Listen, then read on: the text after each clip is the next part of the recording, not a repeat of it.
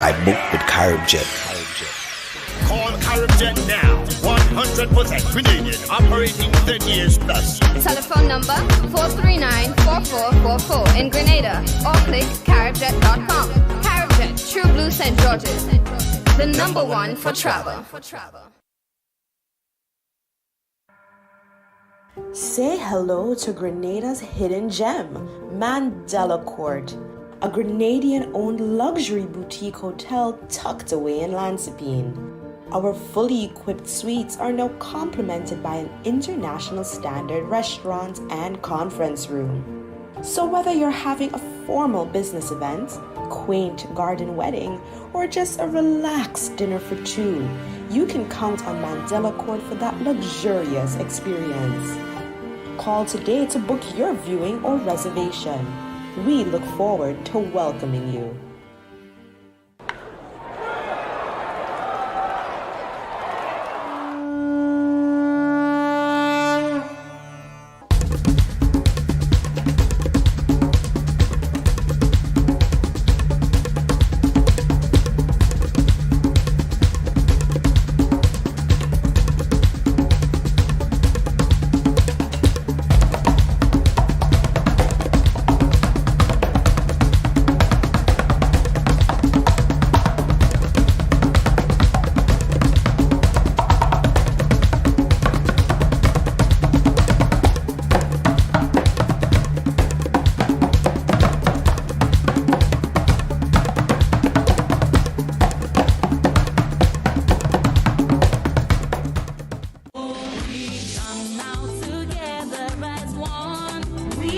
Committed Catholics, listen to us. Youth like us must be given a hearing. I am a farmer and I have a story to tell. I'm a farmer and I too would like to share my story. Even though we walk over there Sunday to Sunday, we too have a story to tell. I am a Catholic sometimes and I have things to say. I need someone to listen. I have a lot to say on behalf of single parents. The Catholic Diocese of St. George's in Grenada has begun the synod process. Pope Francis has involved the Universal Church. Your voice is important. Come, share your story, your experience, and your expectations of church.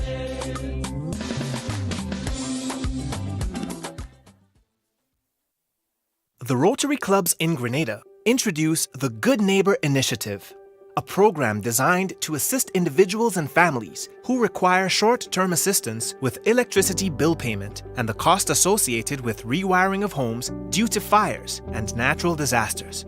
Applicants will be able to receive bill payments of a maximum of $250 per household for 3 months. This initiative will benefit the elderly, families with children preparing for exit exams, and families with members who are temporarily unemployed or have reduced working hours as a result of the COVID-19 pandemic. If you or someone you know is in need of help, please visit our website at www.goodneighborinitiative.org and connect with a recommender today. The Good Neighbor Initiative, helping individuals and families with short-term electricity bill payments and electrical wiring. One neighbor at a time. Larry, I love the new home. Did you remember the tips we discussed? As a matter of fact, they were very helpful. We always follow the manufacturer's guidelines, check for damaged cords, turn off electrical equipment before cleaning, and we never overload sockets. And we always use a licensed electrician for electrical work and a certified technician for repairs. Good. You've learned well. A home should always be safe for you and your children. So remember to have your electrician check your wiring every 5 years and keep cords and wires out of the reach of children. We even added circuit interrupters in the bathroom and kitchen and any place where water and electricity are close. Remember, children, never touch electrical cords and wires and never put objects into sockets. You taught me well, Mrs. Watts. And you've taught your children well. There are some young men in my area I'm always cautioning about climbing trees and picking fruits near the power lines. In fact, we just trimmed this tree to prevent the branches growing into the power lines, and we call Grenlec about the tree at the back. Those branches are already touching the power lines, and it's not safe for us to remove them ourselves. A new home, a wonderful family, and safe electricity habits? Some good ingredients to make beautiful memories. Grenlec, energizing our Grenada. Experienced drivers, you've ruled the road. Now you can enjoy the rewards with Beacon's 50-plus car insurance plan. Get hassle-free sign-up, affordable payment options, and a free windscreen cover. Call us at 440-4447 or log on to beacon.co.tt and get driving with Beacon today.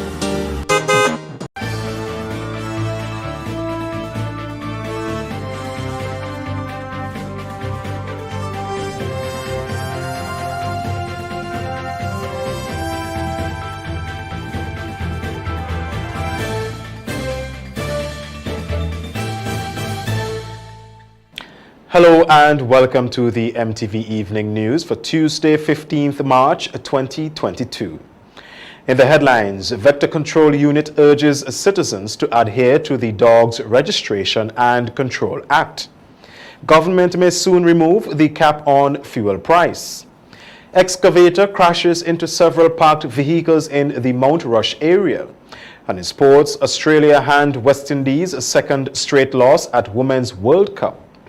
We have the details to these and more after the break. Introducing the Grenlec mobile app. You can now get your bill balance and easily track energy usage for your home or business. Report and receive alerts about power outages. Plus, stay up to date by receiving the latest notifications. Yes, the Grenlec app keeps you connected anytime, anywhere. The first segment of MTV News is brought to you in association with GUT Cooperative Credit Union. It's where you belong.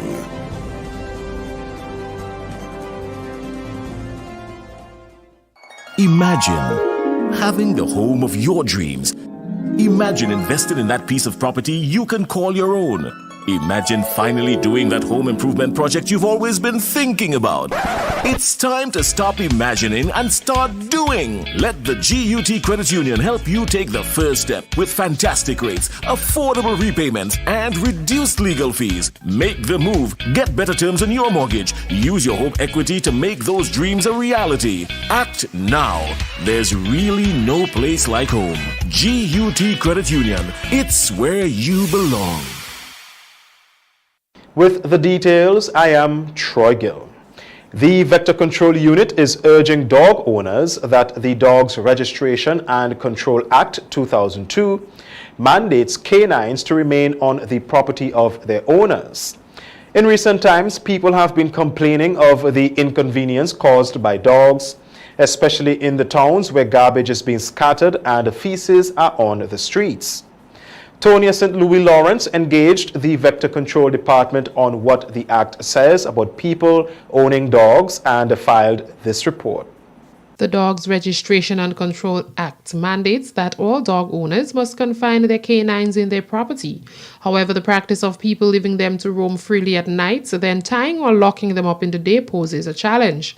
This practice, according to the Senior Environmental Officer attached to the Vector Control Unit, Kenny James, goes against the Act. Section 12 of the Act states that dogs must not be in any public place unless kept under proper control, and someone failing to comply commits an offense and can be fined $1,000. You cannot just have your dog walking loose based on the laws Act number 24 of 2002. So everyone has a responsibility to keep their dog on their premises. The issue of dogs scattering or defecating all over, the issue of stray dog, with the full implementation of the law, or if there is a full implementation of that shouldn't be. James says based on operational constraints, they are able to fully enforce the act that ensures stray dogs are reduced. With the little constraint that we got, are not able to fully execute the law as it should, because we at the Ministry of Health only have 2 persons employed on the dog control, and that is in itself is inadequate in terms of ensuring that the law is properly enforced. According to James, the act applies throughout the state of Grenada. Whatever applies to the country also applies to the town. Some persons allow the dog to roam free at nights, and this is the time that they create a lot of destruction in terms of eating persons' livestock, going into the bins, tuning the garbage all over, and doing creating some sort of unsightliness, defecating all over, so people affected by stray dogs can contact the vector control team for assistance. But they can call us at the Ministry of Health. We have a team, as I say, consists of 2 persons. We will go there and see if we can catch these dogs or the stray dogs. We will carry it over to our pond. If the owner will have 7 days in which to claim that dog. If he or she doesn't claim that dog can be put up for adoption. It can be sold. It can be euthanized. So this is what we will do. For the MTV Evening News, I am Tonya St. Louis Lawrence. With the vaccination process for dogs set to commence in April, James is encouraging dog owners to take advantage of the services offered by the vector control team. He explains what can be expected during that period. It will be done parish by parish, and we are asking persons to take the opportunity to have their dogs vaccinated during that program and also registered during that program. During the registration program, we will be giving you a tag and a certificate. Yeah, this is what the tag looks like. You give a tag, and you are to keep this tag on your dog at all time. For instance, if your dog goes astray and we pick up that dog and there's a tag on it, we can easily contact you and tell you, okay, well, we have caught your dog astray and you can retrieve your dog. And failure to retrieve a dog within a 7-day period, it means that that dog may be put up for adoption or euthanized, whatever the case may be.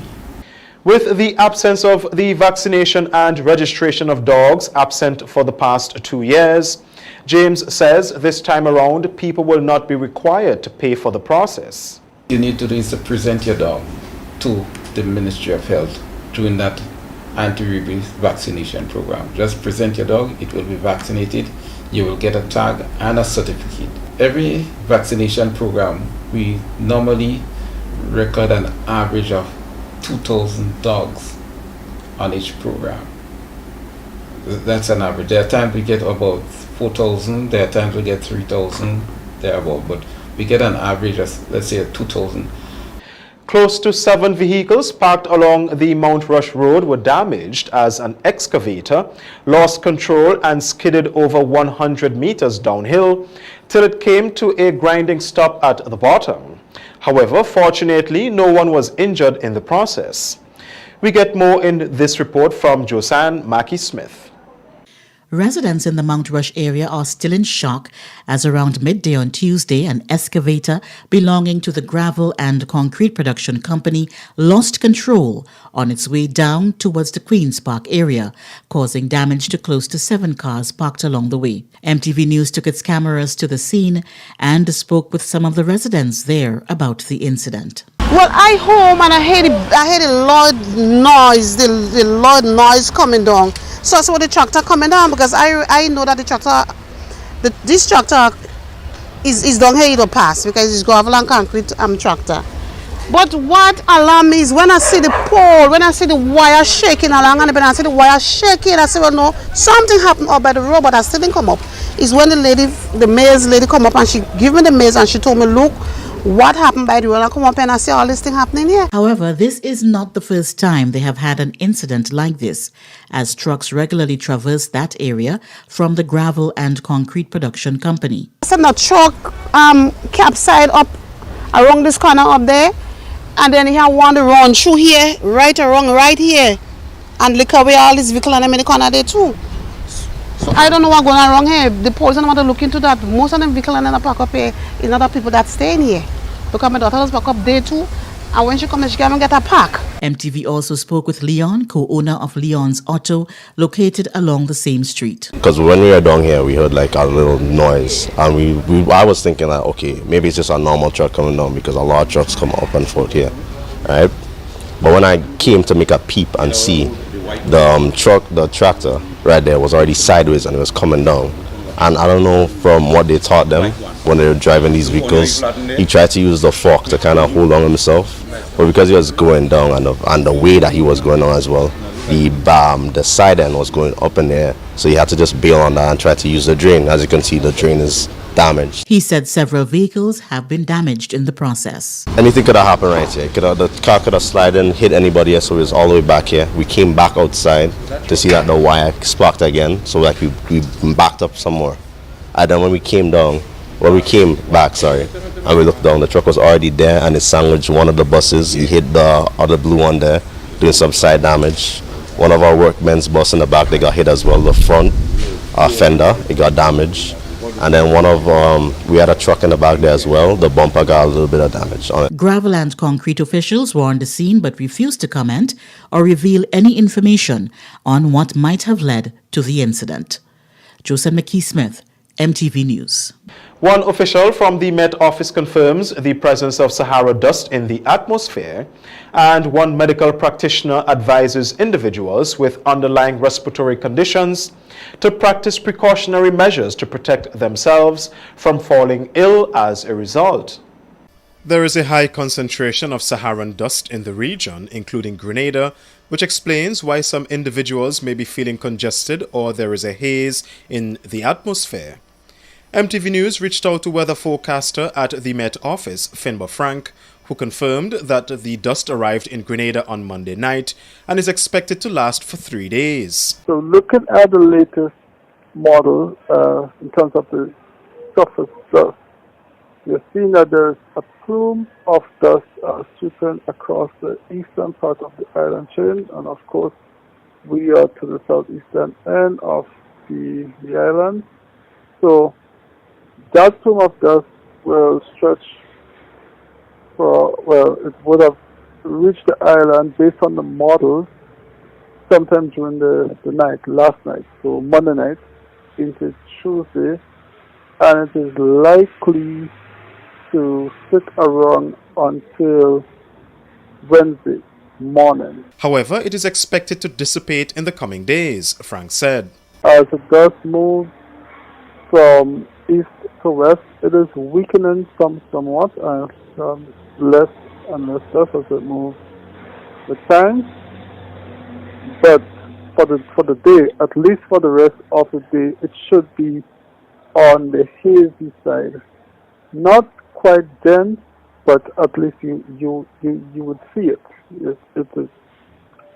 It should drop the visibility slightly, but it is not, like I said, it's not heavy dust, not dense at this time. MTV News also sought a comment from medical practitioner and public health specialist Dr. Francis Martin, who warned individuals with underlying respiratory and skin conditions to be cautious. Because we know that the Sahara dust, a lot of it is less than 25 micrograms and it is respirable. That means for people with respiratory risk factors are at risk, so asthmatics, certain types of allergies, sinus allergies, they are at risk. Also, it is quite known that Sahara dust can cause skin allergies in some vulnerable persons, even eye irritation as well. So people who do have skin allergies, they need to keep the medicine close by, and those who have dry eyes or those who suffer from various types of autoimmune eye issues will also need to keep their medicines close by because that can cause a problem as well. With gas prices around the world skyrocketing and expected to increase even more in the coming weeks, the government of Grenada could be contemplating removing the current cap on fuel prices. However, this will have rippling negative effects on the entire population. This is according to Lionel Goddard, an operator of a popular gas station. Donella Hostin has more. As it stands now, there is a $15 cap on fuel prices in Grenada. However, this may be subject to change should the fuel prices on the international market continue to increase. Energy and Finance Minister Gregory Bowen explained what could happen if they were to keep the cap at $15. Now, if we keep it pegged at 15, remember, then all that tax will be eaten up when the price becomes 20.50. You take 5.50 out. And we could reach that in a month or two very easily. So we collect no taxes. In other words, all the tax we collect, we give back to the importers because they have to pay a higher price for the fuel. And then we will go past the stage of no fuel taxes and be dipping into another tax type. For example, personal income tax or environmental levy. If we keep the price at 15, we'll therefore dip into those in order to maintain that. He says this is not prudent management. The minister went further to explain that there are other options as it relates to changing the cap. Well, if we look at a different scenario, we could expect to give up $71 million at a higher level scenario if the prices go to $21 and $22 if we remain at the $15. So we have options facing us. Increase the cap, go from 15 to 16 to 17, and God forbid we do not want to have to bring it to 18 or 19. We are showing you the scenarios before us. However, according to Lionel Goddard, operator of a popular gas station in St. George's, should this happen, it would not be a welcomed move, especially at this time. If gas prices were to increase, this would affect everyone. It would affect the consumers because they now have to dish in their pockets to find additional resources, which is already done scarce at this time. It would affect me in a very, very big way because what we make our money on is volumes. And once the prices goes up, people are therefore purchasing less volumes. So it would affect us, increase in price in gas would not be welcome at this time. Reporting for MTV News, I am Donella Hostin. That's the first segment of news. Coming up, police need your help in locating 60-year-old man of Mardi Gras. Stay with us. The first segment of MTV News was brought to you in association with GUT Cooperative Credit Union. It's where you belong.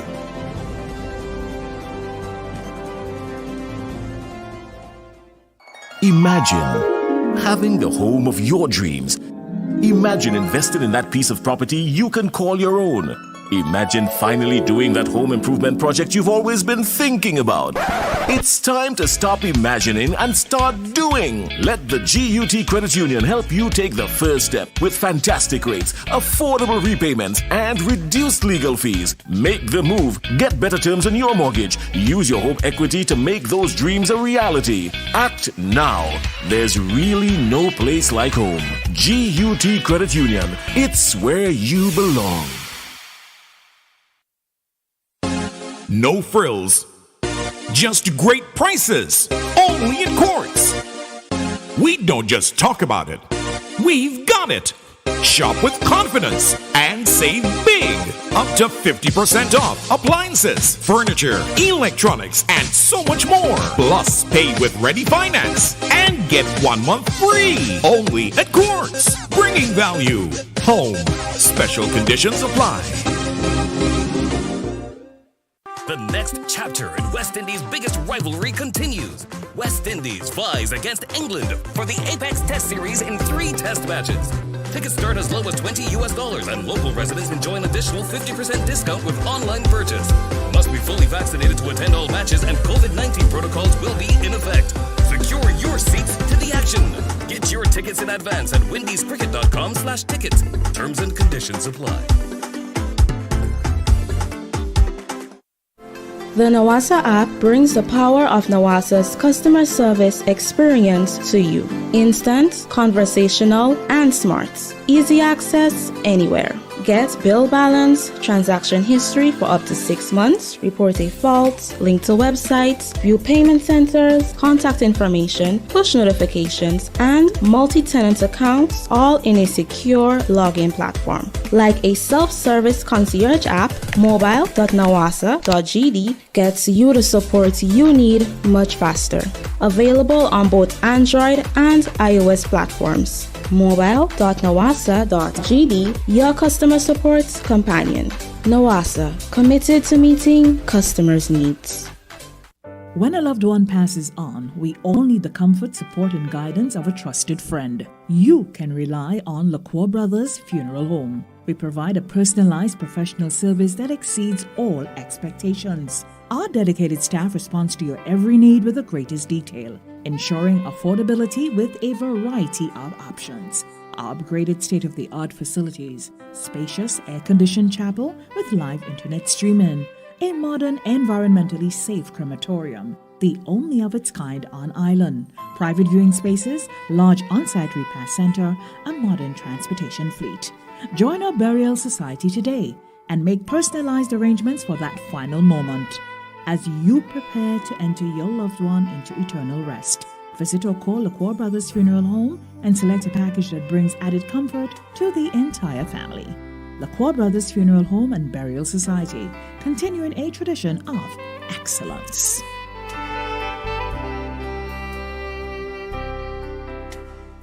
A message by the Grenada Distillers Limited. You want a hand sanitizer to do 3 things: kill germs, be gentle, and to go where you go. You can get all of that in our hand sanitizer. Hard on germs, gentle on hands, affordable. Remember, hand sanitizers contain alcohol. Keep away from heat and flames and avoid contact with eyes. Available at retailers island-wide. A message by the Grenada Distillers Limited. The second segment of MTV News is brought to you in association with the Communal Cooperative Credit Union. To grow with us, save with us.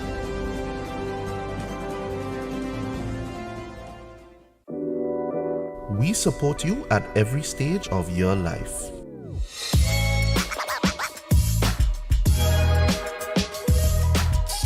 For business,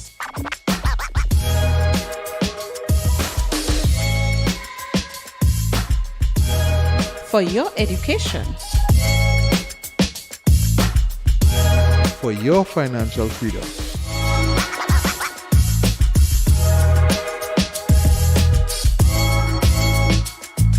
for that new ride. Upgrade your life with the Communal. Contact us today. Welcome back. The Royal Grenada Police Force is seeking the assistance of the public in locating Raphael Chance, 60 years old, of Mardi Gras, St. George. Raphael was last seen on Thursday, 10th March at Laborie Junction, St. George. He is about 5 feet 11 inches in height and brown in complexion. He was last seen wearing a black t-shirt, brown short pants with a brown jacket and black shoes. Anyone seeing Raphael Chance or has any information about his whereabouts is asked to contact St. Paul's Police Station at or on 440-3224, Central Police Station at 440-2244, Police Emergency at 911, Police Hotline at 444-1958, or the nearest police station. A local pastor, along with members of the hotel industry, is concerned that the process for obtaining a wedding license by individuals planning a destination wedding is posing to be a challenge, as it is almost impossible to book flights and make reservations on time. Josanne Mackey-Smith has more. As Grenada returns to a sense of normalcy, it continues to serve as the perfect location for destination weddings for visitors and Grenadians in the diaspora. However, there appears to be one challenge. Local pastor of the Springs Evangelical Church and moderator of the Evangelical Churches of the West Indies is Jared Kings Douglas. Well, as a result of COVID, extenuating circumstances were developed where they actually allowed applications for foreigners on Tuesdays only, apparently maybe all weddings on Tuesdays. And then, of course, you need to come on Friday of that week to get the marriage license. Here's the problem that businesses and hoteliers especially are having. If a person comes in on Tuesday, they have to wait practically 7 days before they see somebody with their application, and then another 4 days before they get the license in their hand, which means a person could be here sitting around for 9 to 11 days before they actually can, be sure that they're having their wedding. Douglas says as a result, many individuals are unable to plan or book flights and reservations due to the waiting period. This is important because it is creating uncertainty in the hotelier business and in the tourism sector for people who want to come in to be part of a wedding, and they don't have a week, they don't have a lot of time, plus the bride and groom can't give them any certainty just in case when they come in on the Tuesday, maybe there's some technical issues, so they might not get the license on the Friday, and it is just creating a nightmare of frustration and backlog of waiting. However, it appears the process can be expedited at a certain cost. If you apply you're prepared to pay $500, you can get it in 1 day. So we know the system can actually accommodate speed. So actually, we're kind of wondering now if the frustration that's allowed is to force people to pay $500 rather than $100. Local wedding planner and hotelier Kenisha Fletcher, in a telephone interview, also shared her concerns on the issue. It depends on what country they come from. Sometimes the flight would come in on a Saturday. Sometimes the flight would come in on a Tuesday, Wednesday, depends. So then they would have to then reschedule that flight so that the time, sometimes they only have 2 weeks to spend on vacation. So they would have to book a flight to become that would work around the time for the appointment. So then we would have to schedule the appointment first, ensure that we have the date set for the appointment to get the marriage license, and then they would have to book a flight around that. Our news desk sought a comment from the Cabinet Secretary in the Prime Minister's office on the matter, but was unsuccessful. Joseph McKee-Smith, MTV News. Grenada, like many other countries, is slowly returning to a state of normalcy with the number of positive COVID cases significantly reduced over time. In this light, health officials may be reviewing the restrictions, which, according to Minister for Health, may be removed within a few weeks. However, they are imploring the public that COVID is not yet over and the people ought to still be careful. More from Donella Hostin. In just a matter of weeks, the remaining COVID protocols currently in place may be officially removed once the country continues on the downward trend it is presently on. This is according to Health Minister Nicholas Steele. And at present, the only restrictions that remain in 1, the state of emergency, 2, what I refer to as our vaccine differentiation, where we treat certain situations differently depending on whether someone is vaccinated or not vaccinated, and the mask mandates. And as such, it has been discussed and information provided. Cabinet met yesterday and made a decision that if the current trends continue,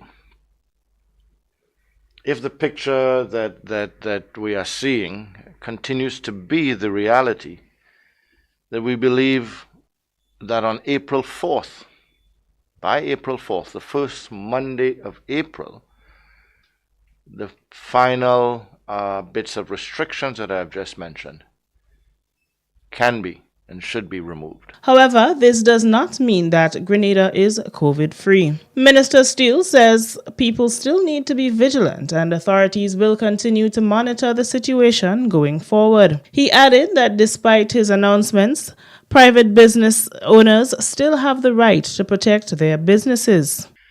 Like every other place that is private, the management or owners of those places have a right to dictate the conditions for entry.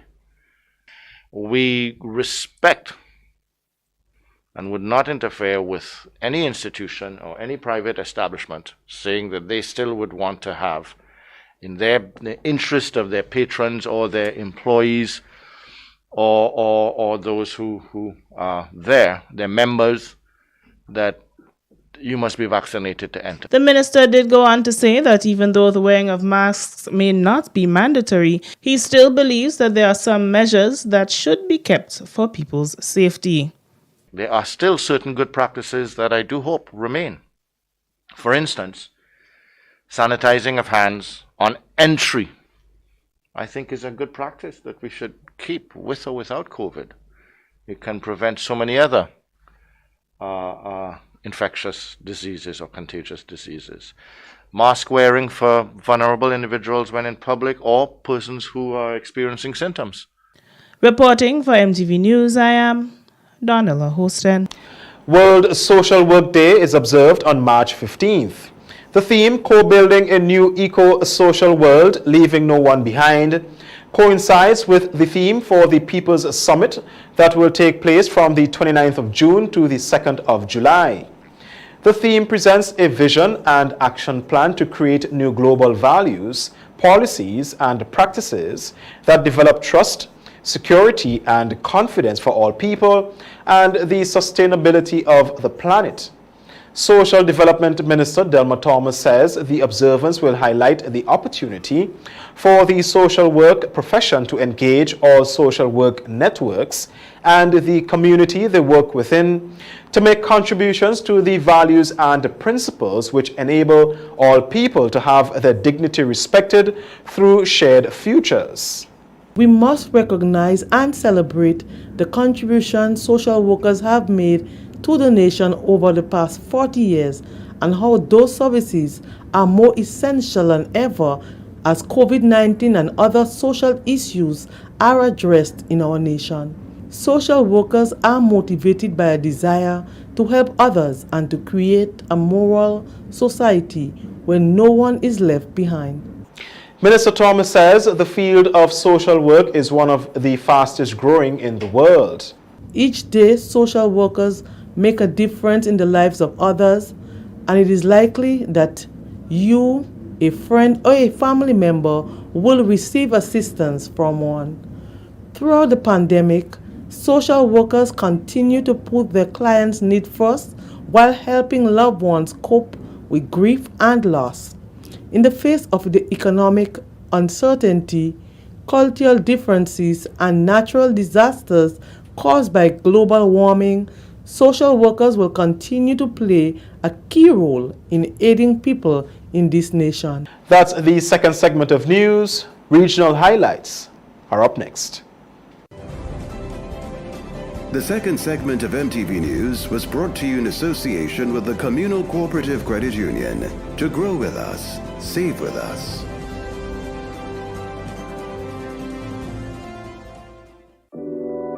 We support you at every stage of your life.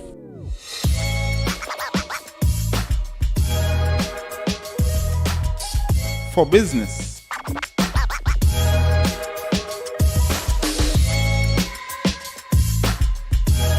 For your education. For your financial freedom.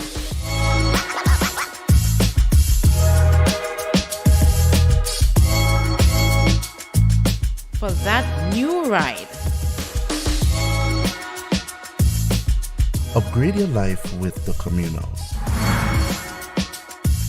Contact us today.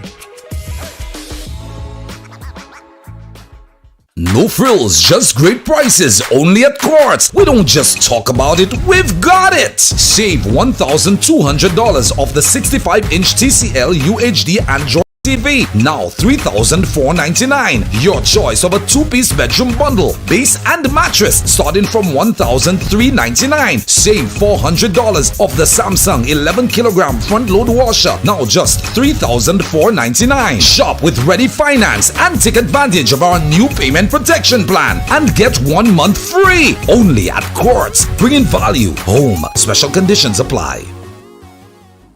A message by the Grenada Distillers Limited. You want a hand sanitizer to do 3 things: kill germs, be gentle, and to go where you go. You can get all of that in our hand sanitizer. Hard on germs, gentle on hands, affordable. Remember, hand sanitizers contain alcohol. Keep away from heat and flames and avoid contact with eyes. Available at retailers island-wide.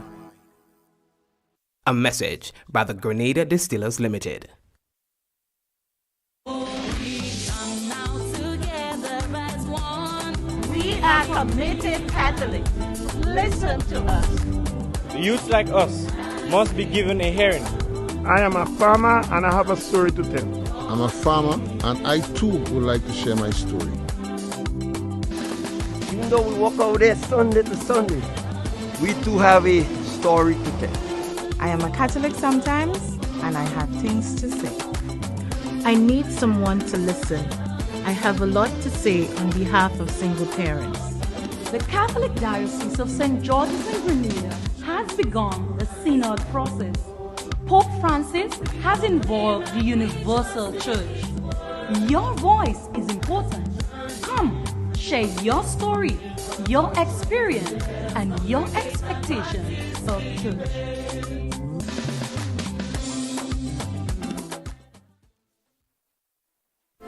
The Nawasa app brings the power of Nawasa's customer service experience to you. Instant, conversational, and smart. Easy access anywhere.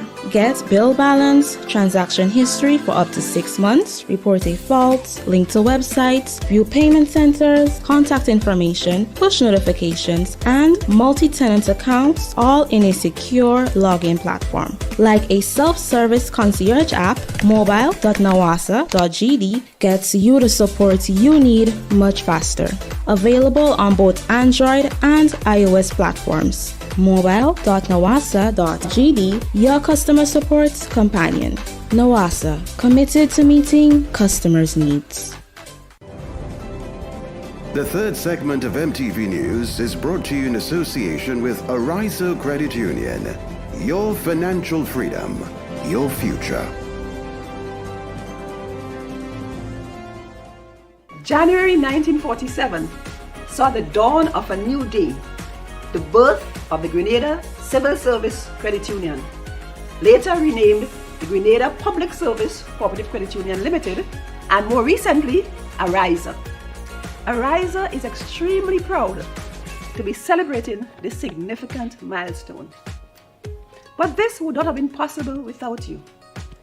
And this is why we are inviting you to celebrate with us as we celebrate 75 years of transforming lives. Stay tuned to our social media platforms and our local media houses to learn more of the activities and events that we have in store for you. As we celebrate this journey, we thank all our stalwarts for their valued contributions in bringing us to where we are today. We look forward to serving you for many more years. Let's celebrate 75 years of transforming lives. This is where we bring you this evening's regional roundup.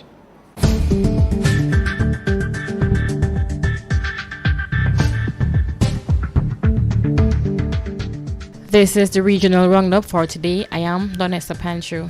Former National Security Minister Peter Bunting is defending himself in the wake of mounting calls for him to step away from the Senate. Last week, an Integrity Commission report revealed that Mr. Bunting and another former National Security Minister, Robert Montagu, granted gun license to people with criminal traces after they were initially turned down by the Firearm Licensing Authority. Mr. Bunting was a guest on Radio Jamaica's Beyond the Headlines with Dion Jackson Miller. More in this report.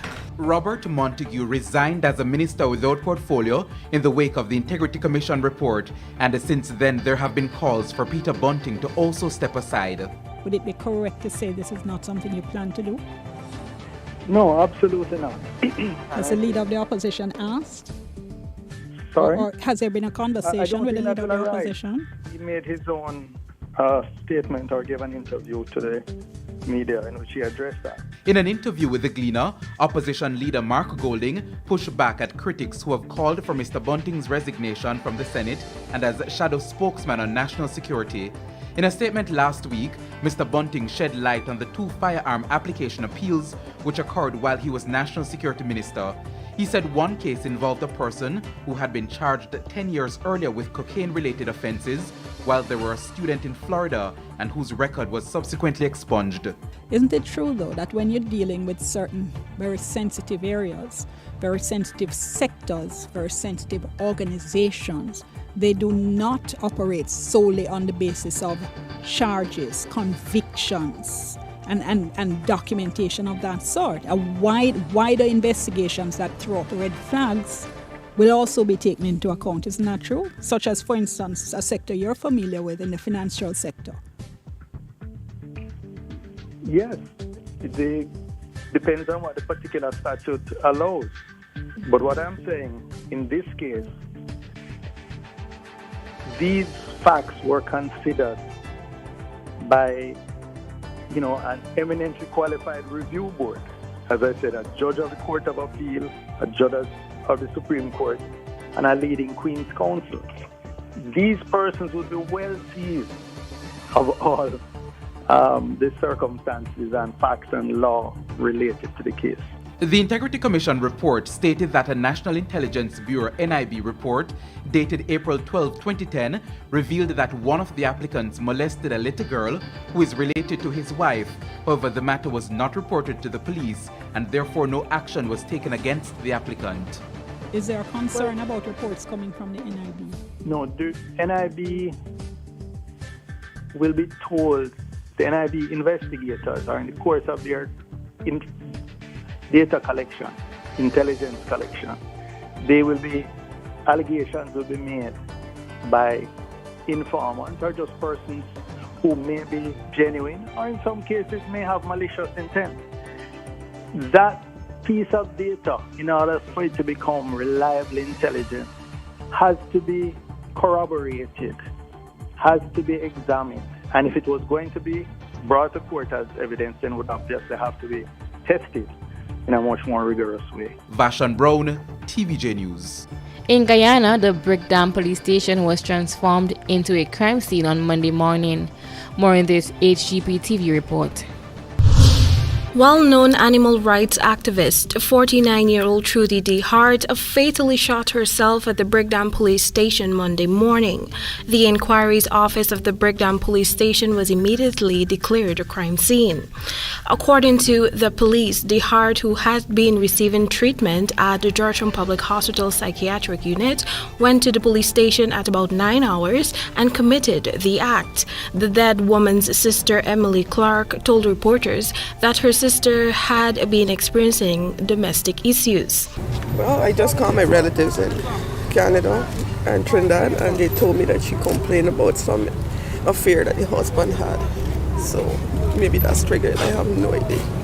Police, in reporting the shooting to the press, said that D. Hart, minutes before the shooting, had a confrontation with her taxi driver husband on Camp Street, where she had allegedly damaged his vehicle. He subsequently made a report to the police at the Brickdam station, where she followed him. The police said the man pointed the woman out to a rank and she was escorted into the compound. She then proceeded to the entrance of the inquiry's office, where she ended her life. I got a message from the husband saying that she shot herself. I have no idea. I don't know what. Nightly News understands that the woman was licensed to carry a bolt gun. A bolt gun is a device used for stunning animals prior to slaughtering them. Her sister was questioned about this. Was she a licensed firearm holder? Yes. Credible sources have told Nightly News that following the autopsy report, crime sleuths are likely to close their case, having already ruled the shooting is suicide. Tamika Rodney reporting for the HGP Nightly News. And finally, in the region, in Trinidad, a shooting incident that left one unidentified man dead forced two Canopia schools, Jerningham Government Primary School and Canopia Primary School, to revert to online schooling rather than in-person teaching on Tuesday. According to a police report, at about 6:50 a.m., a man in a silver Nissan B15 pulled up near the Canopia school, and while he was turning his car around, a blue Yaris drove upon him. Several men ran out towards the B15 and reportedly began shooting at the driver. The men then returned to their vehicle and sped off. The security officers from the school checked on the driver, who was motionless. The security officers told police that they noticed the victim as he had come by the school earlier about 5:20 a.m. asking for a woman named Melissa and inquired whether she worked there. Guardian Media reports that an official at the Ministry of Education, who wished to remain anonymous, said pupils and teachers arriving early to attend school were allowed on the school compound. However, a decision was made to send the children back home. The ministry reportedly instructed online classes to be initiated for the day instead of physical classes. And that's it for this evening's Regional Roundup. I am Donessa Pantru.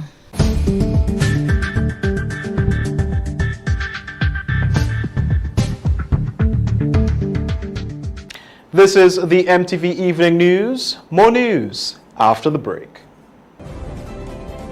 The third segment of MTV News was brought to you in association with Ariza Credit Union. Your financial freedom, your future.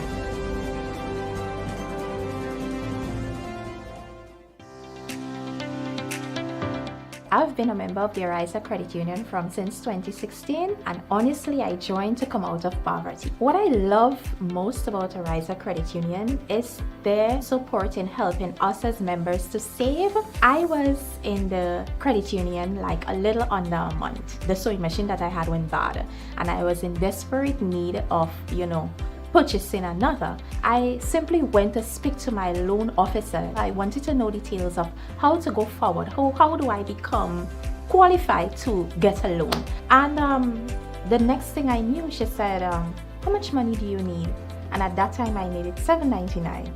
And she said, I'll loan you the money. And from there I purchased the sewing machine, and this is the result. As a young person, we all have those little achievements in the back of our mind that seem so far-reaching. What Ariza encourages us to do is to save. I'm really happy, honestly.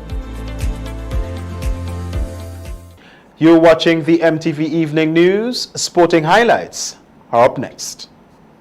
Say hello to Grenada's hidden gem, Mandela Court, a Grenadian-owned luxury boutique hotel tucked away in Lansipine. Our fully equipped suites are now complemented by an international standard restaurant and conference room. So whether you're having a formal business event, quaint garden wedding, or just a relaxed dinner for two, you can count on Mandela Court for that luxurious experience. Call today to book your viewing or reservation. We look forward to welcoming you. No frills. Just great prices, only in Courts. We don't just talk about it, we've got it. Shop with confidence and save big. Up to 50% off appliances, furniture, electronics, and so much more. Plus, pay with ready finance and get 1 month free. Only at Courts. Bringing value home. Special conditions apply. Introducing the Grenlec mobile app. You can now get your bill balance and easily track energy usage for your home or business. Report and receive alerts about power outages. Plus, stay up to date by receiving the latest notifications. Yes, the Grenlec app keeps you connected anytime, anywhere. The Grenlec mobile app. Download for 24/7 access. The next chapter in West Indies' biggest rivalry continues. West Indies flies against England for the Apex Test Series in 3 test matches. Tickets start as low as $20 and local residents enjoy an additional 50% discount with online purchase. Must be fully vaccinated to attend all matches and COVID-19 protocols will be in effect. Secure your seats to the action. Get your tickets in advance at windiescricket.com/tickets. Terms and conditions apply.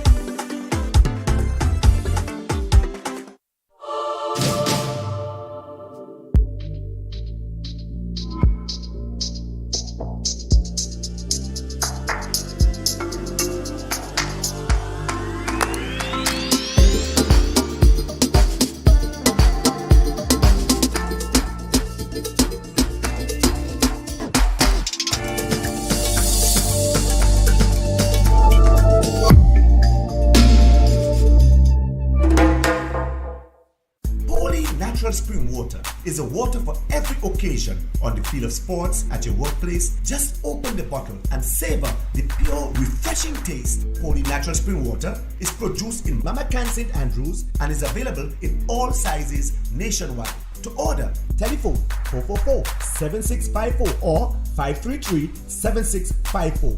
Holy Natural Spring Water, Grenada's purest bottled water.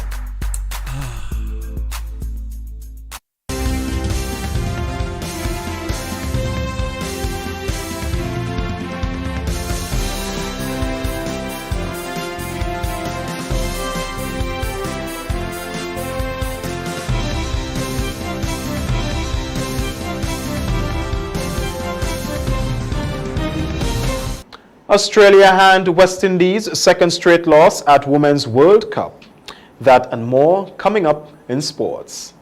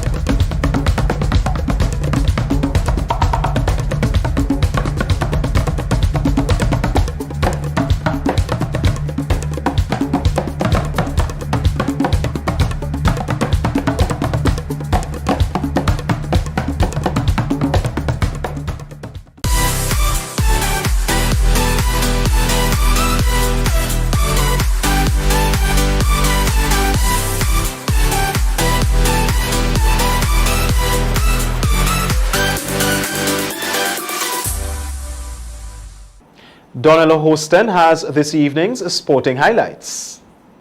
Good evening, sporting fans. Grenada's Spice Boys are gearing up for upcoming competitions. Head coach Michael Finley gave an update during the MTV Rise and Shine morning show. You know, the GFA currently is working on multiple programs and multiple national teams. So it is an incredibly challenging time, but I think they're stepping up to the plate, as they say in the American baseball world.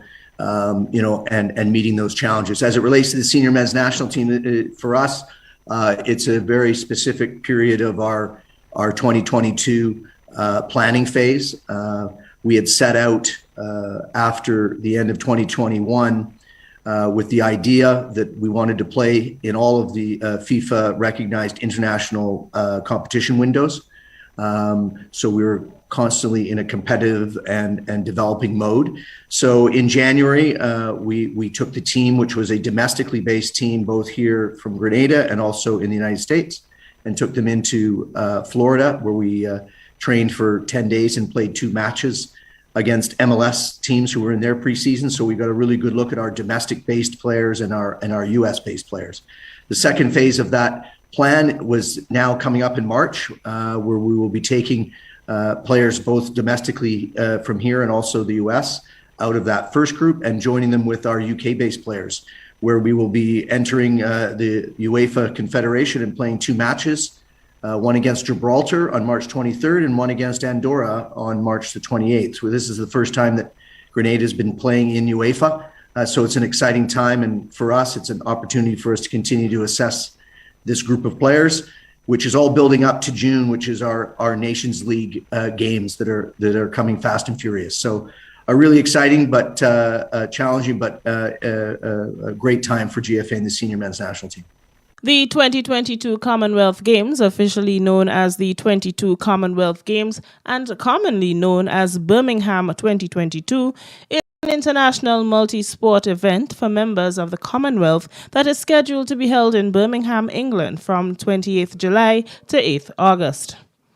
Birmingham was announced as host on 21st December 2017, marking England's third time hosting the Games behind Manchester 2002 and London 1934.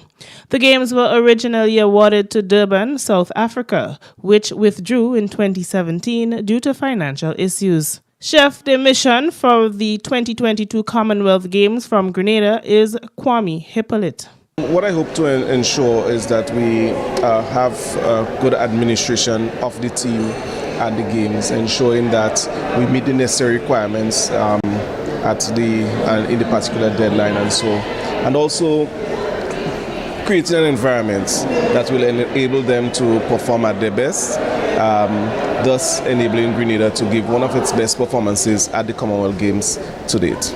I feel happy. I'm really looking forward to the opportunity and the experience in twofold: learning, building the capacity in that area, as well as continue working along with athletes, with the athletes for their development, and in this dispensation, working towards providing some sort of glory, honor to the nation that we will be representing, Grenada, that we will be representing. President of the Grenada Cycling Federation, Troy Felix, has announced that Red Walters will be representing the country in cycling at the Commonwealth Games for the first time. During the launch of the Queen's Baton on Monday, MTV spoke with Felix about their preparation for the Games. He said GCF has high hopes for Walters. He is actually off island. He is based in England and he is racing with what we call a semi-professional team out there. So we're hopeful that he gets in and able to represent us at the Commonwealth Games, and also hopeful that if that happens, he gets a good position, possibly a medal. Felix spoke about the challenges that GCF is faced with. More incentives for cyclists would be a plus. Maybe a facility, because one of our challenges is having to compete with road traffic, because we train on the road, so that's probably one of our hindrances, and maybe a facility a home for cycling would be a step in the right direction as for getting more cyclists and more cyclists on that level. The West Indies now have 2 wins and 2 losses at the ICC Women's Cricket World Cup after suffering a crushing 7-wicket loss to favourites Australia in Wellington on Monday.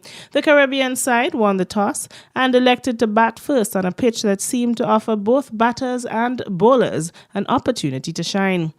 Unfortunately, the Windies' innings never got out of first gear after losing both Hayley Matthews and Deandra Dottin early.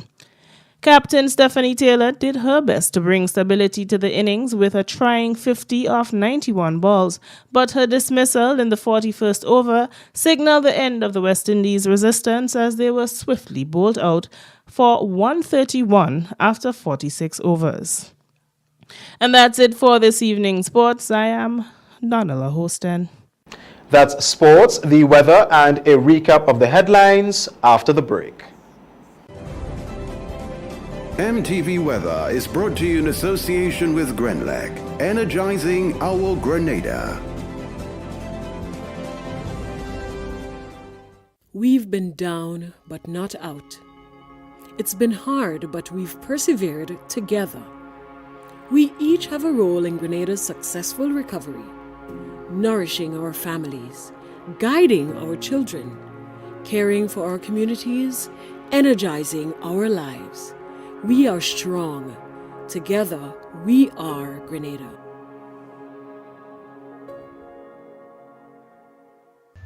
Good Tuesday evening, viewers. Once again with the nighttime weather forecast and meteorologist Wayne Williams. Strong gusty winds dominated the conditions over the Eastern Caribbean today. A bit of clouds over the Leeward Islands brought some scattered showers there, and also over Trinidad. A large area of low-level moisture affecting that area over Trinidad. Not expected to move into our area, but we're going to continue to experience gusty winds and the light haze. The haze will ease a bit into Wednesday, but by Thursday it will return again into the weekend. We can see the activity associated with this area of clouds here. It brought some showers to Trinidad. Today will bring them some more during the night. Few light patches in our area. 1 or 2 nighttime showers are possible, but that would not dominate the weather tonight. The forecast for Tuesday night is for mostly fair conditions with very strong northeasterly winds blowing between 10 and 20 miles per hour. Don't be surprised by a few higher gusts. Minimum temperature will be around 23, and we just have that 20 to 30% chance of some brief light showers. The moon rose this afternoon at 4:15. It's going to set at 5:08 in the morning, so enjoy the moonlight. Fair conditions and continuing windy, very windy on Wednesday. The winds will continue to come from the northeast between 14 and 24 miles per hour with higher gusts. Choppy seas, 6 to 9 foot waves. If you have to venture far from port, exercise extreme caution. Sunrise 6:13, sunset 6:17. Temperature will go up a bit tomorrow. 32 will feel like 36. Some isolated showers with slight haze in Port of Spain. Mostly fair in Bridgetown. The haze is going to ease there. Also sunny in Kingston and also in New York, but much cooler in New York. Afternoon showers in Miami. Afternoon rain in London. Here at home from Thursday onwards into the weekend, we're going to see an increase in sunshine, fair skies, less clouds around. Temperature will go up a bit also to 33. It will feel a bit hotter. Those fair conditions will continue through the weekend and into the start of the next work week, with the haze also returning. That's it for Tuesday night, folks. Have yourself a great night. Join me again on Wednesday. MTV Weather was brought to you in association with Grenlec, energizing our Grenada. Now to end the news, a recap of the headlines. Vector Control Unit urges citizens to adhere to the Dogs Registration and Control Act. Government may soon remove the cap on fuel price. Excavator crashes into several parked vehicles in the Mount Rush area. And in sports, Australia hand West Indies second straight loss at Women's World Cup. Remember to tune in for our Health Matters program on Magic FM on Wednesday at 11 a.m. with guest dental surgeon and oral health specialist, Dr. Julie Dubois. On behalf of the production and news departments, I am Troy Gill. Thank you for watching. Good night.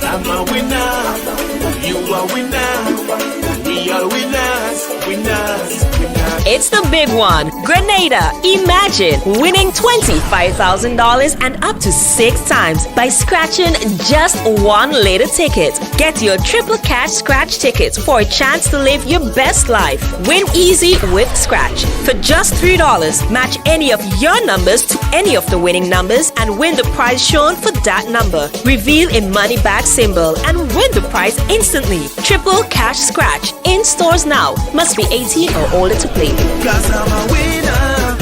From the moment that I get up, I'm feeling right. Good evening, viewers and listeners. Welcome to the National Lotteries Authority's Daily Pick 3 Evening Draw for today, Tuesday, March 15th, 2022. I am Anisha Charles. With me this evening is Ms. Giselle Alexander from PKF Accountants and Business Advisors, whose purpose is to ensure that this show is conducted in a fair and accountable manner, and the game balls with industry standards and in a way tampered with. This time, your tickets ready. It's Daily Pick 3. It pays to play. Good luck. First number this evening is, check your tickets in the meantime. First number is 4, second number. Second number is 2, third and final number. Final number is 1. Let's recap those numbers. Numbers on the screen. First number is 4. The second, 2. Third and final is 1. So that's 4, 2, and 1. Congratulations, all winners. Stay tuned, get your daily cash flow drop next. We'll see you soon. Win more with the NLA's Daily Cash 4 every day with more plays and bigger prizes to be won. It's a 4-digit game with all the bet types you already know and much, much more. From 0000 to 9999. Choose your 4 numbers and place your bet from 11 different bet types. Choose from inline, 4 different mixes, first 3, last 3, and 4 different backup options too. Best of all, it starts at just $1, except for backups, which starts at $2. Win as much as $5,000 with a $1 inline bet and as much as $6,200 in a $2 backup bet. Imagine $50,000 for a winning $10 inline bet. There's definitely more to win with the Daily Cash 4. More plays, bigger prizes, twice per day, Mondays to Saturdays. Must be 18 and over to participate. NLA, making your dreams come true while supporting sports, culture, and nation building. Welcome back, everyone, to another Daily Cash 4 Evening Draw for today, Tuesday, March 15th, 2022. I am Anisha Charles. With me again is Ms. Giselle Alexander from PKF Accountants and Business Advisors, whose purpose is to ensure that this show is conducted in a fair and accountable manner. The game balls with industry standards and in no way tampered with. This time, your tickets at hand. It's Daily Cash 4. More please, bigger prizes. Let's find out what this evening's winning numbers will be. Good luck.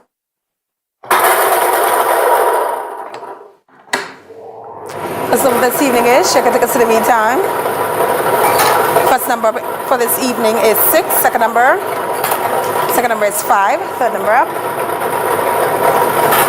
Third number is 1. Fourth and final number. Final number is 5.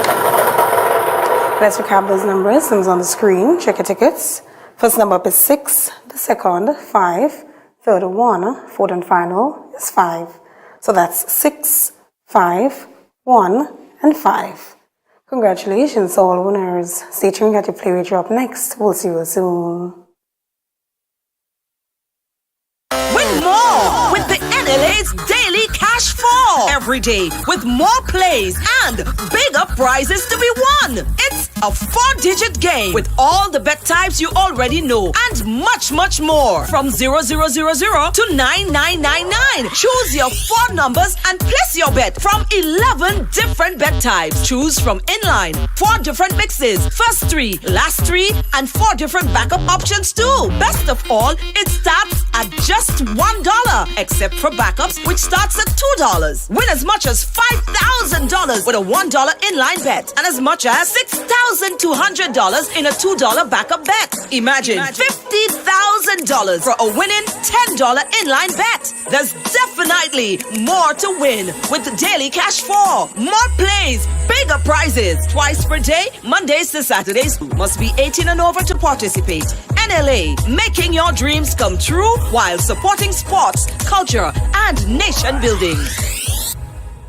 The next chapter in West Indies' biggest rivalry continues. West Indies flies against England for the Apex Test Series in 3 test matches.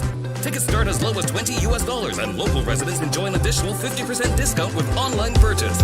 Must be fully vaccinated to attend all matches and COVID-19 protocols will be in effect. Secure your seats to the action. Get your tickets in advance at windiescricket.com/tickets. Terms and conditions apply.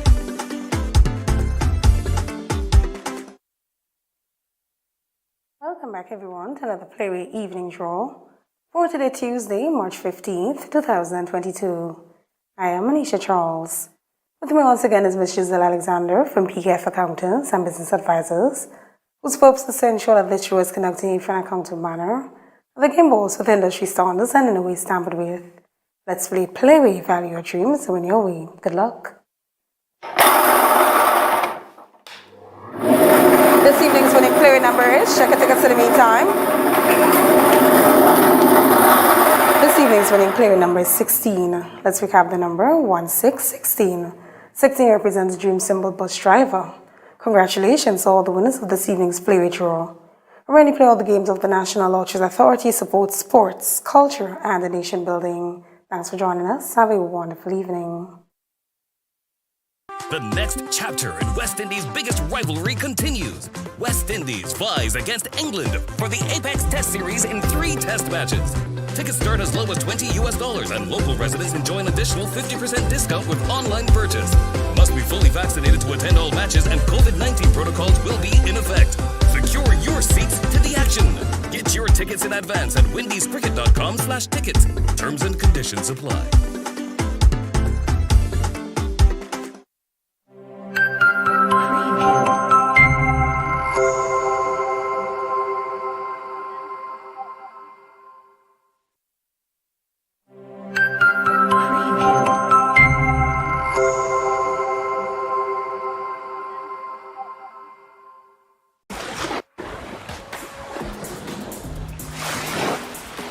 I take the vaccine and I could feel a sense of freedom. I just have to continue the right COVID protocols and I'm ready for life. You telling me you're afraid of what they're putting into you? Some of all you have metal filling in all your mouth for over 30 years and nothing can change? Or you're still ugly? You worried about a vaccine that could save your life if you catch COVID? All that food with them chemicals and hormones all you eating every day. All you know what going in all your body? And you worried about a vaccine that could protect your children and your family? All you're joking, man. The amount of vaccine we take when we were children, and look at us today, 30, 40, 50 years later. And you telling me you don't want to take a vaccine to protect your friends, your community, and your country, and get life back to normal in this pandemic? Nah, man. All you're joking. Think about it, my fellow Grenadians, Carriacouans, and Petit Matnicans. Really think about it. This message is brought to you by the Grenada COVID Crisis Group and the Grenadians United in Virginia. When a loved one passes on, we all need the comfort, support, and guidance of a trusted friend. You can rely on LaCour Brothers Funeral Home. We provide a personalized professional service that exceeds all expectations. Our dedicated staff responds to your every need with the greatest detail, ensuring affordability with a variety of options. Our upgraded state-of-the-art facilities, spacious air-conditioned chapel with live internet streaming, a modern environmentally safe crematorium, the only of its kind on island, private viewing spaces, large on-site repast center, a modern transportation fleet. Join our burial society today and make personalized arrangements for that final moment as you prepare to enter your loved one into eternal rest. Visit or call LaCour Brothers Funeral Home and select a package that brings added comfort to the entire family. LaCour Brothers Funeral Home and Burial Society, continuing a tradition of excellence.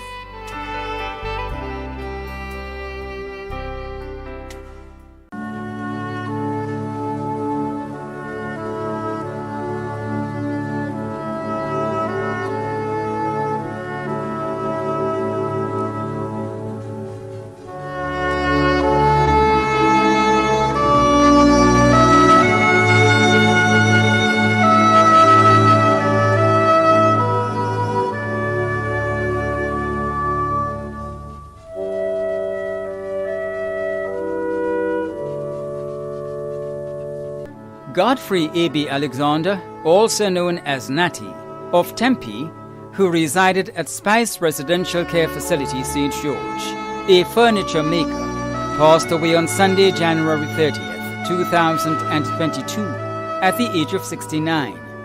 He was the husband of Erica Thomas Alexander in Canada, father of Tanasha Gray, father-in-law of Jason Gray, stepfather of Jennifer Surali in Canada, and Deniston Paulo Julian, grandfather of Andre, Carter, and Sydney, brother of Phyllis Michaels in the UK, and Catherine Jerome in the USA, and Valentine Maggie Brown of Tempe, uncle of Jenny Wilkinson Batiste, Hilary MacDonald, Grace Charles, Richard Thomas, Alice Thomas Roberts, Hannah Thomas, Philip Thomas, Portia Paul, Merle Briggs, Bernard Charles, Andrew Charles, Ricky, Jackie, and Nikki Thomas, Dexter Jerome and family. Many other relatives and friends, including the Jerome family and friends and neighbors of Tempe, the Bocas, and Laborie. The funeral of the late Godfrey A.B. Alexander, also known as Natty, of Tempe, who resided at Spice Residential Care Facility, St. George, will take place on Wednesday, 16th March at 1 p.m. Funeral service will be held at the Garden of Remembrance Funeral Chapel, Cemetery Hill, St. George's, and interment will be at the St. George's Centre Cemetery. Funeral arrangements entrusted to Lacqua Brothers Funeral Homes. Anthony Rawle Bubb of Latente St. David, who resided in Brooklyn, New York, former member of the Royal Grenada Police Force attached to the Criminal Investigation Department CID, passed away on Sunday, 6th March 2022 in the USA at the age of 64. He was the husband of Sheila Celestine, father of Prudence, Kellon, Kelvin, and Kindra, grandfather of one, brother of Cynthia Karen Forrester, Cosmos, also known as Ken, Stanford, and Philip Williamson, brother-in-law of Sidney and Sharon Williamson, nephew of Phyllis Bubb, Barbara Charles Langevin, Denise Gregory Wharton, Veronica Filbert, and Eugenia Francis Alexander, uncle of many cousins including Judy John Santangelo, Cheryl Shuttle, Imogen Filbert, and Lawrence Bubb. Other relatives and close friends including Gregory Bascom, Thelma McQueen, Mavis Guillaume and family, the Bubb, Hippolyte, Whiteman, Williams, and Cornwall families, and a host of loving friends and acquaintances. The funeral of the late Anthony Rawle Bubb of Latente St. David, who resided in Brooklyn, New York, USA, will take place on Wednesday, 16th March in the USA. Arrangements entrusted to Lacqua Brothers Funeral Homes. Denise John, also known as A.E., of Frequenty St. George, passed away on Saturday, 26th February 2022 at the age of 60. She was the mother of Terence, Antoinette, Christine, Vanessa, and Rakisha John, grandmother of Abella, Kimlin, Nikisha and Asher John, Vashon Philip, Hayden and Gianna Frank, sister of Dennis and Glenroy John, Perlita John, Marva, Lucinta John Cador, Yvonne John, Lenny Charles, and Jerome Stanislaus. Many nieces and nephews including Patricia, Marcus, Daniela, Danielle, Nathan and Junior John, Navona and Nevon Monroe, Felicia and Angel Cador, mother-in-law of Kelvin Francis and Akim James. Many other relatives and friends including the Bell and Griffith families of Woburn and Woodlands, the Cato family of Marion, members of Faith Deliverance Tabernacle, and friends and neighbors of Caliste and surrounding areas. The funeral of the late Denise John, also known as A.E. of Frequenty St. George, will take place on Thursday, March 17th at 1 p.m. Funeral service will be held at the Garden of Remembrance Funeral Chapel, Cemetery Hill, St. George's, according to Pentecostal rites, and interment will be at the Wilberforce Cemetery. Funeral arrangements entrusted to Lacqua Brothers Funeral Homes. Junior Peter Matthew of Windsor Forest, St. David, who resided at Caliste, St. George, pastor of the Eternal Love Ministry, transitioned to glory on Thursday, 24th February 2022, at the age of 52. He was the husband of Kathy and Matthew, father of Aria Matthew, brother of Helena McKay and Teresa Joseph residing in the USA, Lynette Matthew and Leona Hazard residing in Canada, Wilma St. Bernard, Sonia Matthew, Cheryl Victor, Everest Matthew, Alice Noel, Norman and Marilyn Hall, all in Grenada. Brother-in-law of Wally Joseph, Trevor St. Bernard, Godfrey Victor, Veronica Matthew and Cheryl Hall. Nephew of Mina Sayers, Veronica Francis, Carmen Charles, Josephine Andrews and Urban Sayers. Many nieces and nephews too numerous to mention. Other relatives and friends including Trevor and Kenneth Sayers, Thomas Leslie, Alston Pope and family of Caliste, the Sayers family of Windsor Forest, the Andrews family of Post Royal, the Williams family of Rucane, Merle Mahone and family, the John family of Apretute, Martina Alexis and family of Montu, and friends and neighbors of Caliste, Windsor Forest and Apretute, church family, the pastor and members of Eternal Love Ministry Grenada and abroad, and pastors of the Pentecostal Assemblies of the West Indies. The funeral service for the late Junior Peter Matthew of Windsor Forest St. David, who resided at Caliste St. George, will take place on Thursday 17th March at 1 p.m. Funeral service will be held at God Lighthouse, Vincent's Pentecostal Church, St. David, and interment will be at the Windsor Forest Cemetery. Funeral arrangements entrusted to Bailey's Funeral Home. Charmaine Link, née Frank of Bogles, Carriacou, who resided at The Glen, Montgay and Lamode St. George, passed away on Saturday, 26th February, at the age of 41. Left to mourn her husband, Michael Link, children, Maisha and Sherman Link, parents, Cecilia Frank and Harvey Bennett, sisters, Irva and Marilyn, brothers, Anselm, Ronald, Herbert, Kevin and Nigel in Carriacou, Peter in Grenada, Mervyn in Tortola, Brian and Travis in the USA, aunts and uncles, Christina, Daniel and Raleigh in Grenada, Michael and Hendrickson in Carriacou, Betty, Stephanie and Roy in the USA, in-laws Cynthia, Brenda, Matthew, Joey and Peter in Grenada, Karina in Carriacou, Dennis in the USA and Abigail in Tortola. Many nieces and nephews and cousins in Carriacou, Grenada, the USA, England and Canada. Other relatives and friends including the Frank, Romain and Stafford families of Carriacou, Link, Tobin, Horsford, Alexander, Joseph and Bido families in Grenada. Friends at the Congregation of Jehovah's Witnesses in Carriacou, Grenada and Barbados. Principal, teachers, students and staff of the Vendome Roman Catholic School, friends and neighbors of Bogles, Carriacou, The Glen, Montgay and Lamode St. George. The funeral service of the late Charmaine Link, née Frank of Bogles, Carriacou, who resided at The Glen, Montgay and Lamode St. George, will take place on Thursday, 17th March at 1 p.m. The funeral service will be held at the Grenada Trade Center according to Jehovah's Witness rites and interment at the St. George's Cemetery. Funeral arrangements have been entrusted to Bailey's Funeral Home. Veronica Joyce Corona Andrew, née Daniel, also known as Teacher Caro, Auntie Caro and Mrs. Black Swan, of Tuileries and De Blando St. Andrew, who resided in Florida, USA, former employee of the Ministry of Health, former teacher of the Holy Cross RC School and Paraclete Government School, passed away on Friday, 11th February 2022, at the age of 95.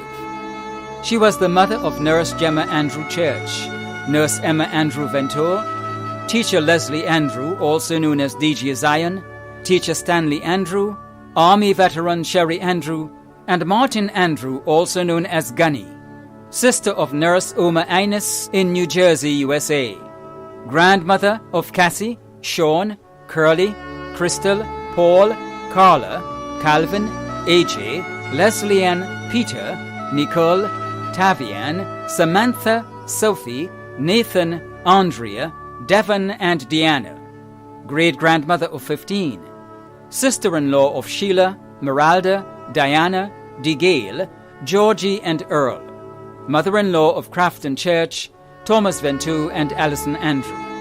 Many nieces and nephews, including teacher Vardy, Tonya and Vira McQueen, and Dr. Vaughan McQueen, Ken, Philbert and Phyllis Edwards, Christine and Val Daniel, Lydia Greenwich, Dr. Gloria Edwards-Joseph, Dr. Jessie Henry, Dr. Suzanne Ines, Clometha Henwood, Michael Maguire, and Louise and Teresa Daniel. Many other relatives and friends in Grenada, England, Canada, Trinidad, and the USA, including the Andrew, Henry, Mason, Edwards, Henwood, Maguire and Daniel families, Olive Rouget, Princess, Annie and Andrine, and Margaret Leslie, Gracelyn, Anne Alexander, past students and teachers of the Holy Cross RC School, the Munich and Paraclete Government Schools. The funeral of the late Veronica Joyce Corona Andrew, also known as Teacher Caro, Auntie Caro, and Mrs. Black Swan, of Tuileries and De Blando St. Andrew, who resided in Florida, USA, will take place on Friday, March 18th at the Holy Cross RC Church, Brooklyn, New York, and interment will be at the Rosedale Memorial Cemetery, Linden, New Jersey, USA. Arrangements entrusted to Lacqua Brothers Funeral Homes.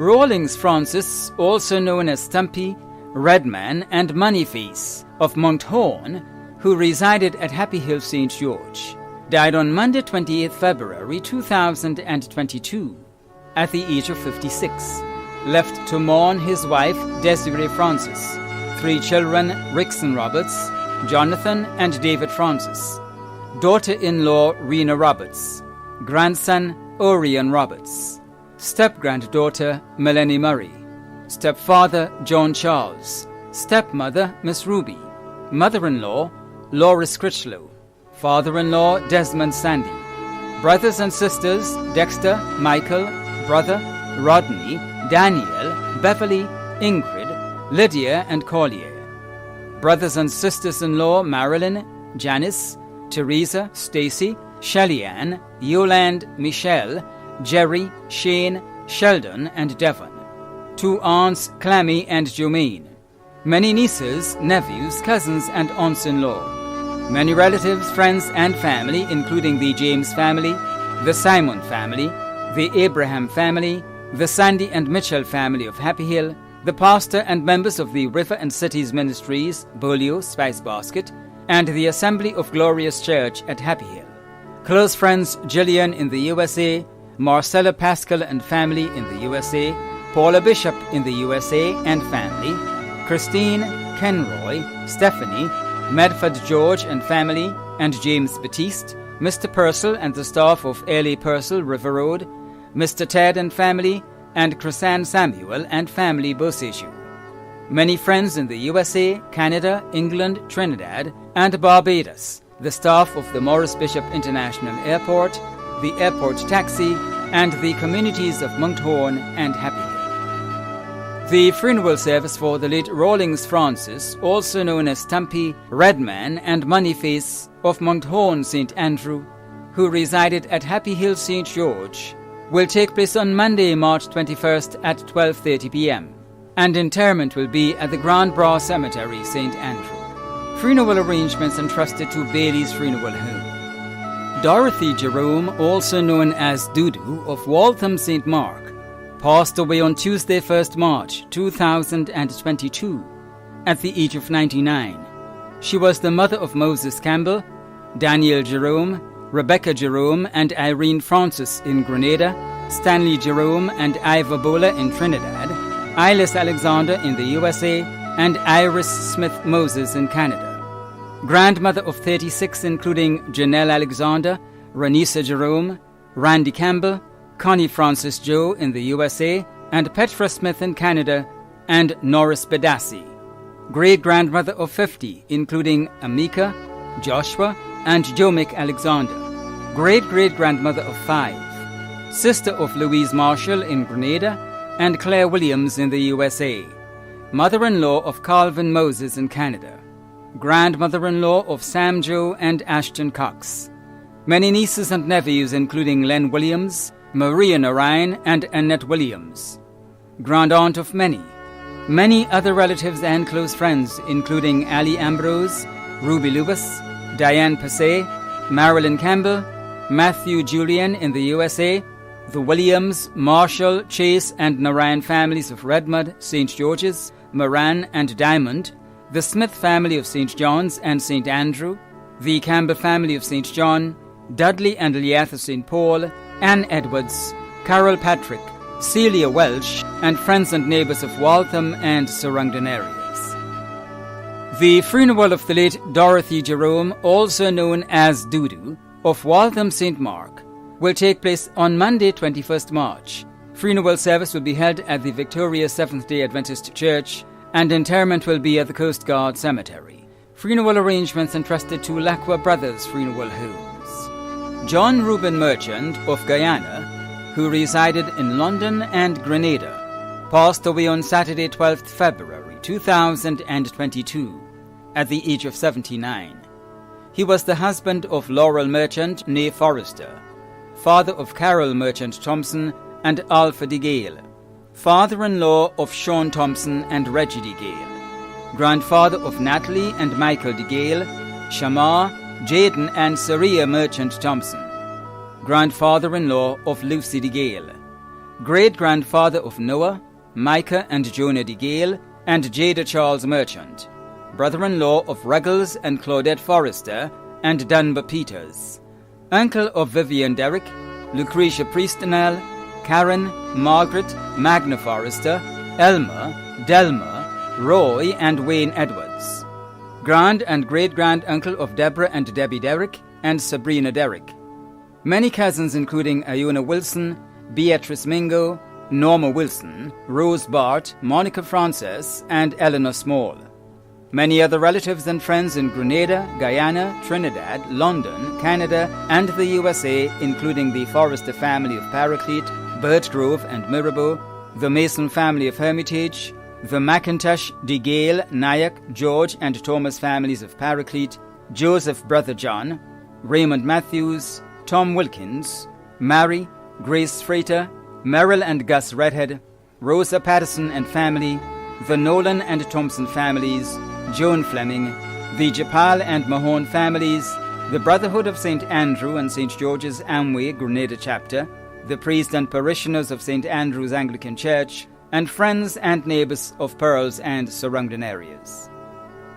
The funeral of the late John Reuben Merchant of Pearls St. Andrew, who resided in London and Grenada, will take place on Tuesday, 22nd March at 1 p.m. Funeral service will be held at the St. Andrew's Anglican Church, and interment will be at the family cemetery Pearls.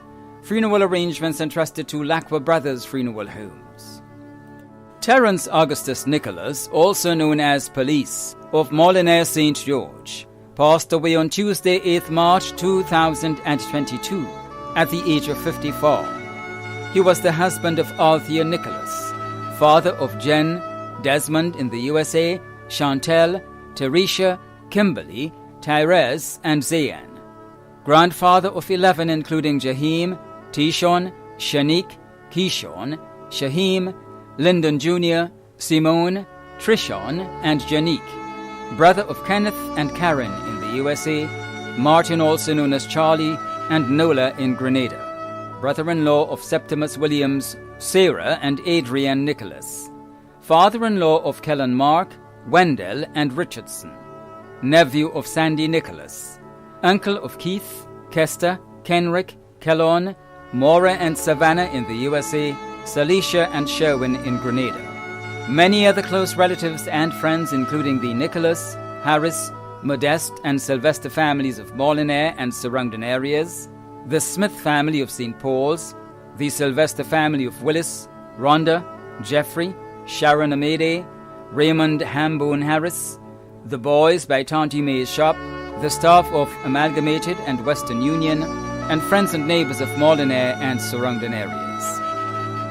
The funeral of the late Terence Augustus Nicholas, also known as Police, of Molyneux St. George, will take place on Wednesday, 23rd March.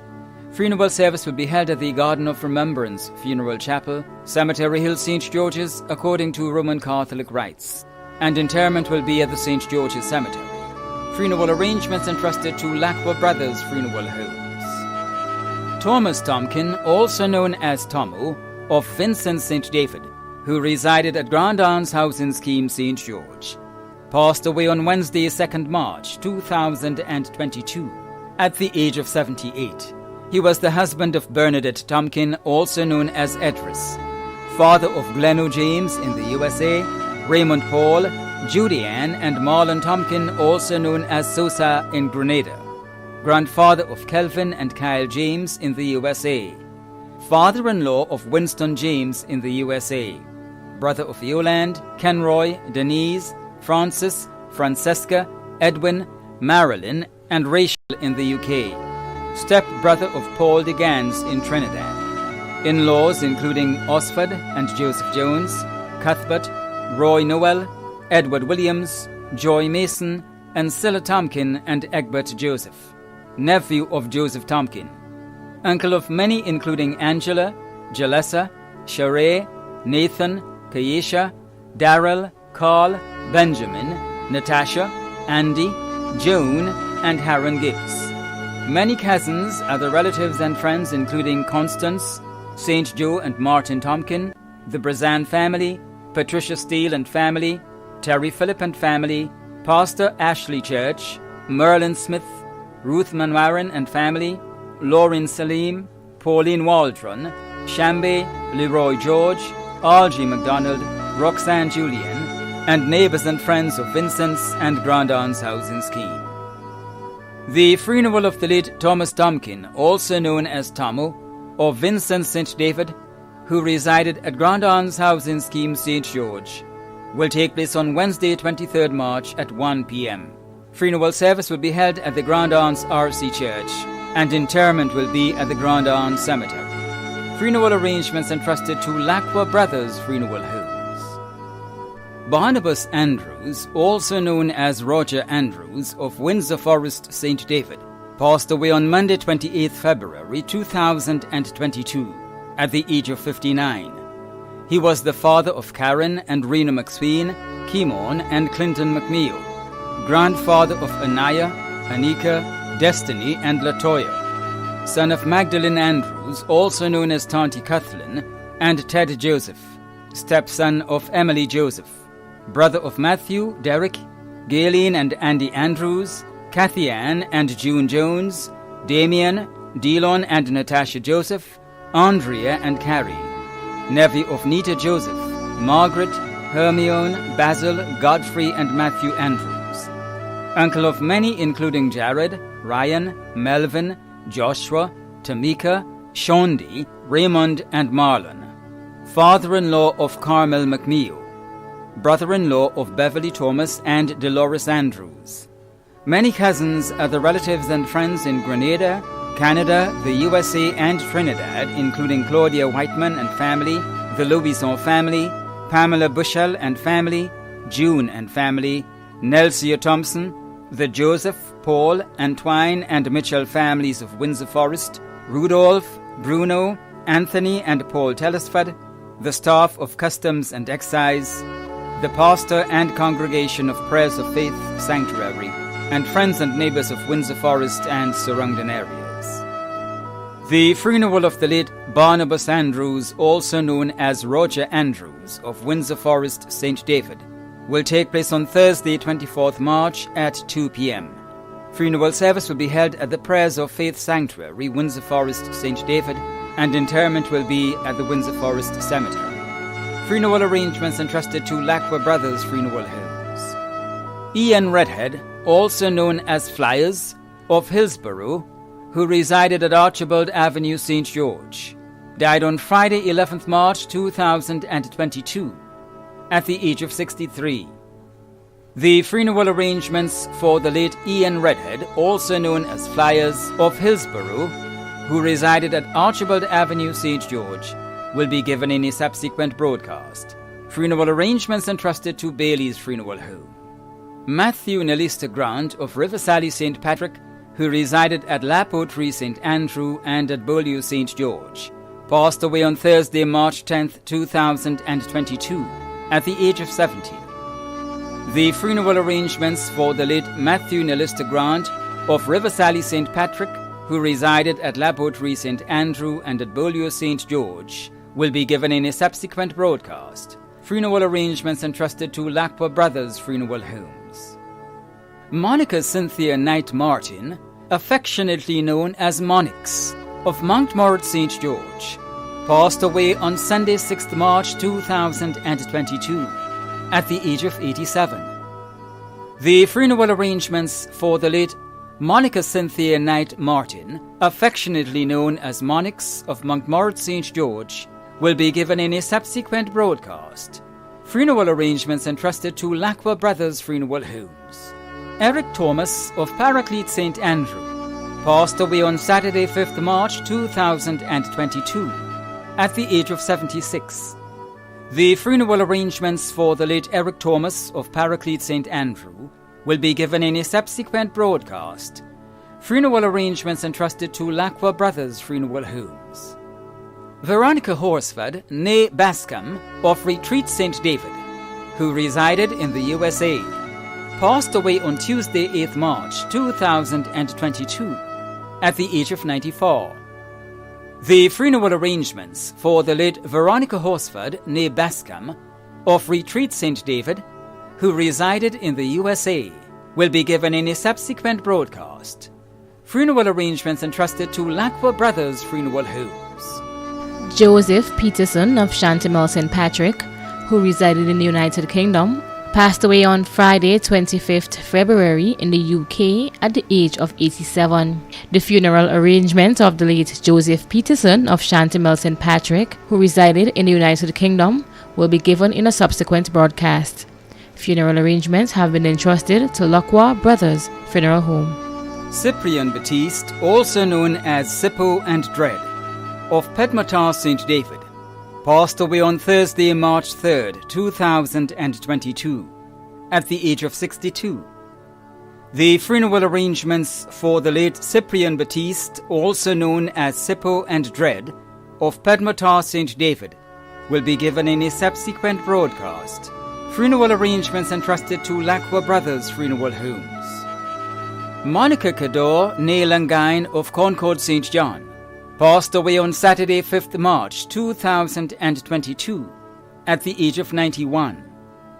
The funeral arrangements for the late Monica Cador, née Langine of Concord St. John, will be given in a subsequent broadcast. Funeral arrangements entrusted to Lakwa Brothers Funeral Homes. Velma Ada Murray of Monkridge St. Patrick, who resided at Grenville Street, St. George's, passed away on Friday 4th March 2022 at the age of 71. The funeral arrangements for the late Velma Ada Murray of Monkridge St. Patrick, who resided at Grenville Street, St. George's, will be given in a subsequent broadcast. Funeral arrangements entrusted to Lakwa Brothers Funeral Homes. Wayne Celestine, also known as Sion or Fish, of Mamacan St. Andrew, died on Wednesday, 16th February 2022 at the age of 59. The funeral arrangements for the late Wayne Celestine, also known as Sion or Fish of Mamacan St. Andrew, will be given in a subsequent broadcast. Funeral arrangements entrusted to Bailey's Funeral Home. The management and staff of MTV extend deepest condolences to those of you whose loved ones have passed on. Thanks for watching.